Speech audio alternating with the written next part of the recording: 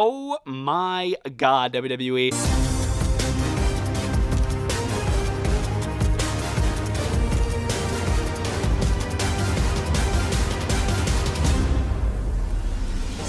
Rollins, this is Bretto live on YouTube. WWE, I'm convinced that y'all watch my videos. These past couple weeks, I have been absolutely just annihilating Monday Night Raw when it comes to like talking bad about it. Oh, it's boring. Oh, they're not doing this. Oh, they're not doing this. Seth Rollins' vision is mid. What are they doing? WWE hit us with the boom. Okay, you're not liking the vision storyline? Let's, just like Jey Uso, reverse the clock. What do I mean by reverse the clock? Holy cow, Seth Rollins gets turned on yet again, but this time by his own family, if you will, the Vision. What? We will talk about it. Monday Night Raw from Perth, Australia. The last show in Perth, they've had a SmackDown. They had an amazing Crown Jewel, which I already covered on the YouTube channel, and now they're hitting us with this banger episode of Monday Night Raw. And it's not only because there was a crazy face turn / heel turn in the main event. This Raw actually smacked. I'm gonna talk about absolutely everything that went down, all the promos, all the matches, everything that they're improving on. Oh my goodness. So let's do it. Let's talk about Monday Night Raw. Alright, so as you would expect, we opened up the show with the reigning, defending Crown Jewel and World Heavyweight Champion Seth Rollins coming off of a massive Crown Jewel where he defeated Cody Rhodes by himself, I might add, to become 2025 Crown Jewel Champion. So Seth Rollins is opening up this show and he's hyping up Breaker, he's hyping up Reed, because Reed coming off a big W over the Tribal Chief. Seth Rollins is on top of the world. He even kissed Paul Heyman's head. That's how freaking hyped this promo was. Nobody interrupted. I was kind of shocked. I was expecting CM Punk, but by the end of the show, now I understand why we did not get CM Punk or anybody else interrupting this promo. The ultimate culprits were in the ring with Seth Rollins. Heck of an opening segment here from Seth. I thought he was on top of the world. I didn't think anybody was touching this group, and he had that massive freaking plate of a championship around his waist. I'm talking about the Crown Jewel Championship. And yeah, this would make a big turnaround later in the show. I will talk about it here in a few. Alright, so Penta had an opportunity at the Intercontinental Championship. Usos, Dominik Mysterio, the double champ, the AAA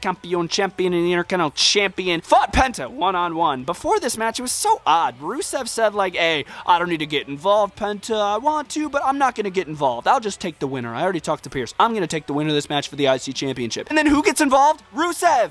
Rusev, you literally just said you weren't going to get involved, and freaking Rusev gets involved. So Rusev runs down, distracts Penta, and allows for Dominik Mysterio to use the hammer of the ring bell, hit Penta right over the knee with it, and then he put it in his freaking boot and delivered a 619 to Penta. Amazing. I love Dominik Mysterio. He's literally the new Eddie Guerrero, and I absolutely love it. He's lying, cheating, and stealing, hitting banger 619s with hammers in his boots. He takes the W, retains the Intercontinental Championship, but now he has to look forward to Rusev. So now we get Dom versus Rusev coming very, very soon. Looking forward to it. Ought to be a solid match, and hopefully Dom could freaking retain. We do not need an Intercontinental Championship reign from Rusev. Low-key, Rusev kind of just lost right now, honestly. I feel like they're just kind of trying to fit him in where they can, but I don't know. It just ain't it. Rusev doesn't hit the same anymore, seriously, but Dom is hitting different. Sorry, Penta. It had to come at the expense of Penta, but hey, whatever. All right, so Asuka went ahead and got Kairi Sane another match. She did it for Io, and now she's doing it for Rhea. Kairi had no choice. Bruised and battered from Crown Jewel in the tag match, Kairi had to go one-on-one with Rhea Ripley in her home country of Australia. Yeah, you ain't taking the W. Even though Kairi is coming off a big W over Io Sky last week on Monday Night Raw, so this wasn't out of reach, man. Asuka tried to be a factor in the pinfall for Kairi Sane, but it didn't work out. Io was there to help out Rhea when she needed it, leading to Rhea hitting the Riptide on Kairi Sane and picking up the victory. But after the match, Rhea's like, no,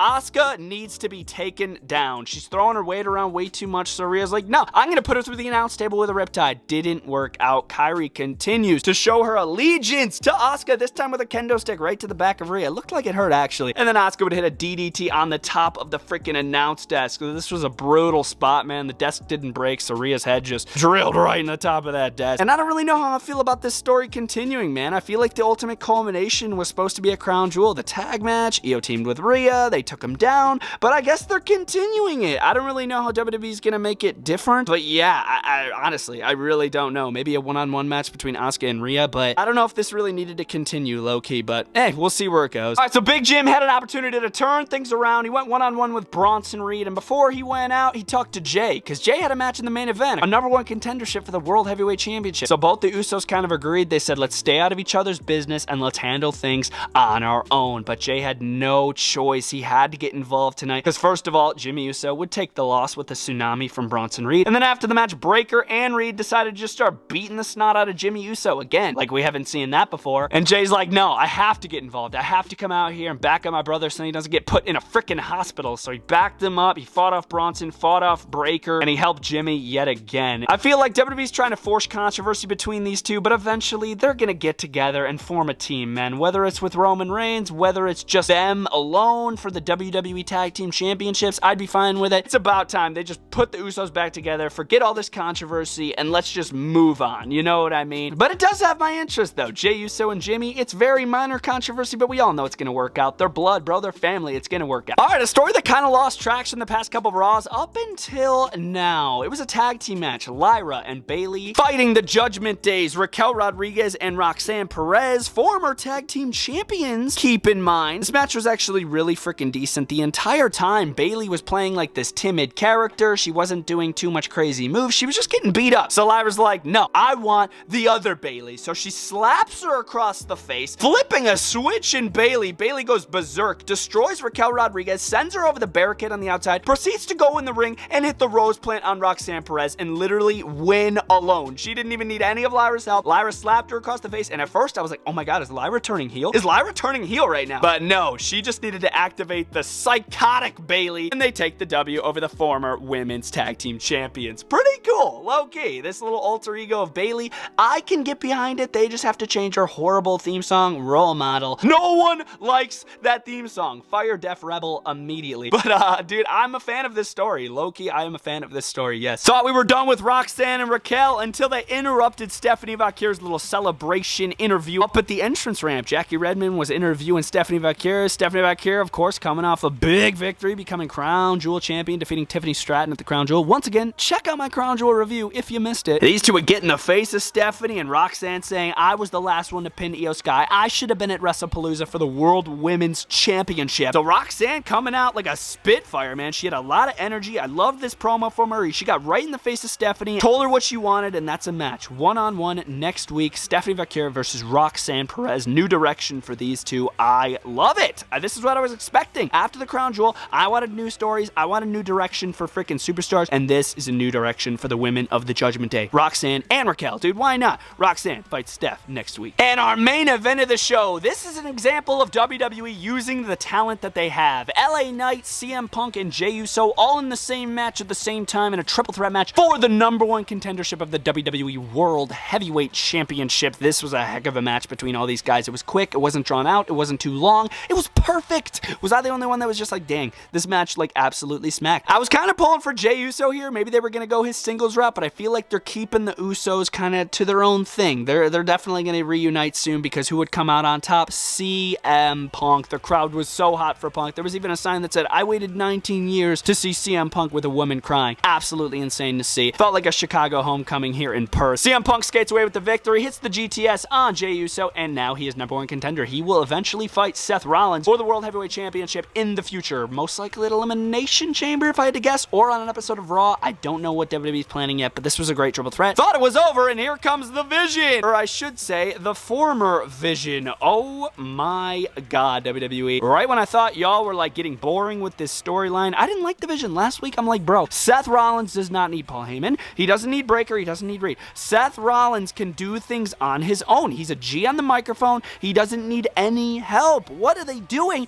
And boom, WWE hits us with this crazy curveball. Well, first of all, the Vision absolutely laid out CM Punk. I was like, bro, you're just going to end Monday Night Raw like this? Are you serious? They popped the little director, Paul Levesque, there at the bottom, kind of tricking us to click off. Luckily, I did not click off. And here comes Braun Breaker with a massive spear out of the corner to Seth Rollins? Are you kidding me? I didn't watch this episode of Raw live, but I heard there was a heel turn. And I was like, what? My buddy in the gym told me there was a heel turn. I'm like, dude, don't tell me. I didn't watch it. I did not watch it yet. Do not tell me anything. So towards the end of the show, I was like, wait, who's going to turn heel? What is this? In a way, this was technically a face turn for Seth Rollins, because Breaker, Paul, and Reed were already heel, but Seth Rollins maybe just turned face in this? So yeah, they absolutely lay him out. It looked like it was all orchestrated by Braun Breaker. It didn't look like Paul knew anything about it. Same with Reed. Reed was like, I didn't even know you were going to do this, Bronson.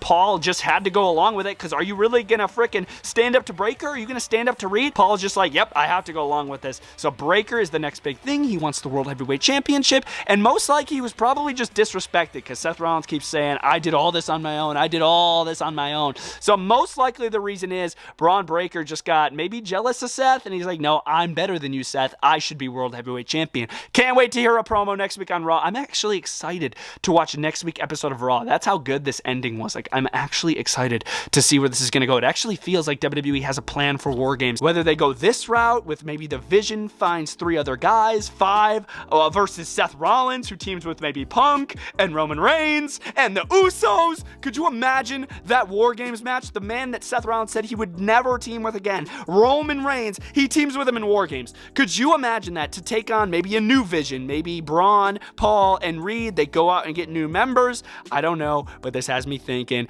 like crazy things are coming, bro. Crazy things are coming. Heck of a way to end this episode of Raw. And Punk's the #1 contender. Come on, baby. Almost forgot to mention as well, the controversy continues with the Judgment Day. Dominik Mysterio accidentally made a WWE World Tag Team Championship match for next week, where JD and Finn have to defend up against Dragon Lee and AJ Styles. It was an accident, supposedly. Dumb. I don't know about that. But as far as this episode of Monday Night Raw, the last show overseas in Perth, what a heck of a Raw. This Raw is going to get its own video. I'm not waiting till Saturday to post the weekend review. This is getting its own video. I will still be reviewing SmackDown this Saturday, so stay tuned for that. But yeah, this was Raw in Perth, and it was such a banger of a show. New direction, new stories, not the same old ending. Oh my God, bro. It was getting so old. Vision on top, Vision on top, Vision. It's like, bro, change it up, and they finally did. Vision's technically on top, but with a different, outcome. They turned on Seth. Ranking this show out of 10, I'm gonna give it an 8 out of 10. I thought it was just as good as Crown Jewel. I really, really enjoyed this episode of Raw. My favorite moment was easily the Braun Breaker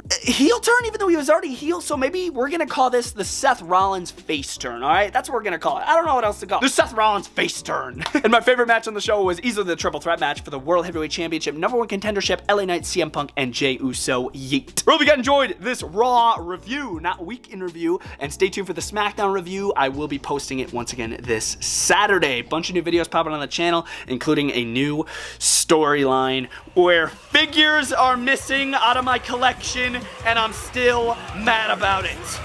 I will find out who did it, no matter what. And I'll see you guys next time. Bretto Live is out.